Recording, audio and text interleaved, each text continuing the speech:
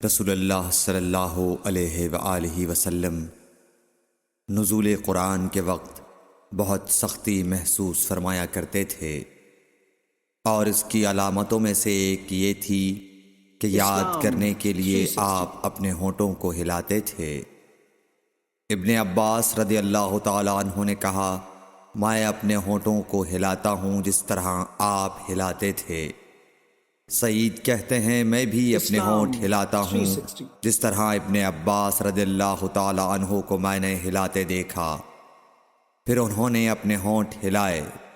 ابن عباس رضی اللہ تعالی عنہ نے کہا، پھر یہ آیت اتری کہ اے محمد، قرآن کو جلد جلد یاد کرنے کے لیے اپنی زبان نہ ہلاؤ، اس کا جمع کر دینا اور پڑھا دینا ہمارا ذمہ ہے۔ حضرت ابن عباس رضی اللہ تعالی عنہ کہتے ہیں، یعنی قرآن آپ صلی اللہ علیہ وآلہ وسلم کے دل میں جمع دینا اور پڑھا دینا ہمارے ذمہ ہے۔ پھر جب ہم پڑھ چکے تو اس پڑھے ہوئے کی اتباع کرو۔